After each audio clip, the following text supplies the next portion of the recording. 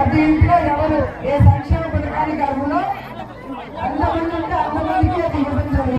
Operations కావాల్సిన వాళ్ళకి operations కూడా ఫ్రీ ఆఫ్ కాస్ట్ చేస్తున్నారు. ముందు ఆరోగ్యశ్రీ 5 లక్షల వరకే ఉంటే ఇప్పుడు 25 లక్షల వరకు కుటుంబానికి ఆరోగ్యశ్రీ కార్డు పెంచడం జరిగింది. సో ప్రతి కుటుంబం కోరుకునేది ఏంటి? విద్య, వైద్యం, అలాగే ఉండటానికి ఇల్లు. ఇవన్నీ కూడా జగనన్న చేస్తున్నారా లేదా? చేస్తున్నారా లేదా? మన కుటుంబంగా భావించి ప్రతి మనిషి కోసం చేస్తున్నాడు. కాబట్టి అన్న ఎలా అయితే పార్టీలు చూడకుండా, కులం, మతం చూడకుండా సంక్షేమాన్ని, అభివృద్ధిని అందిస్తున్నాడో మీరు కూడా పార్టీలకు అతీతంగా జగనన్నకి మాకు ఫ్యాన్ గుర్తుకు మాత్రమే ఓటేసి గెలిపిస్తే రాబోయే 5 సంవత్సరాలు మరింత సంక్షేమాన్ని, మరింత అభివృద్ధి కార్యక్రమాలను కూడా మీకు చేయడానికి మేము సిద్ధంగా ఉన్నామని కూడా ఈ సందర్భంగా తెలియజేసుకుంటున్నాం. అలాగే మీరు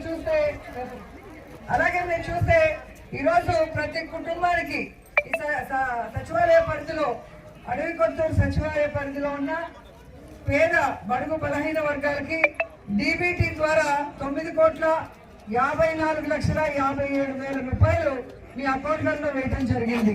అలాగే నాన్ డీబీటీ ద్వారా 2,98,82,000 దాకా నాన్ డీబీటీ కింద మీకు ఇవ్వడం జరిగింది. అలాగే డెవలప్మెంట్ సచివాలయం కానీ, డ్రైన్స్ కానీ, రోడ్స్ కానీ, ఇలా మీ సచివాలయ పరిధిలో జరిగిన అభివృద్ధి పనులు చూస్తే 2,22,30,000 రూపాయలకి చేయడం జరిగింది. అంటే ఒక్క అడవి కొత్తూరు సచివాలయ పరిధిలోనే దాదాపుగా 14,75,69,000 రూపాయలు ఒక్క సచివాలయ పరిధిలో చేశాము. అంటే ఇక ఈ రాష్ట్రంలో 15,004 సచివాలయాలు ఉన్నాయి.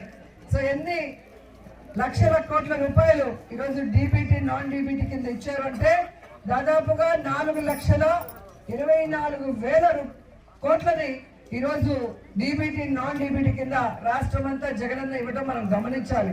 ఎందుకంటే ఇదే రాష్ట్రంలో గత ఎన్నికల్లో మీకు 600 హామీలు ఇచ్చి మోసం చేసి అధికారంలోకి వచ్చిన చంద్రబాబు నాయుడు ఒక్క సంక్షేమాన్ని అందించలేదు, ఒక అభివృద్ధి కార్యక్రమం చేయలేదు. అడిగితే రాష్ట్రం విడిపోయింది, కష్టాల్లో ఉంది, నష్టాల్లో ఉంది అన్నాడు. మరి అదే రాష్ట్రాన్నే కదా ఇప్పుడు జగనన్న పరిపాలిస్తున్నారు. మరి ఈరోజు రాష్ట్రాన్ని అభివృద్ధి చేస్తూ, ప్రజలకి సంక్షేమాన్ని అందిస్తూ, ప్రజల సమస్యలు కూడా ఎలా తీరుస్తున్నాడో ఒకసారి మీరు ఆలోచించాలి. అంటే ప్రజలకి చేయాలన్న మంచి మనసున్న కుటుంబం వైఎస్ఆర్ కుటుంబం. ప్రజల్ని ఓటర్లుగా చూసి తన రాజకీయ లబ్ధి కోసం పనిచేసుకునే వ్యక్తి చంద్రబాబు నాయుడు, పవన్ కళ్యాణ్. కాబట్టి మీ సంక్షేమం కోసం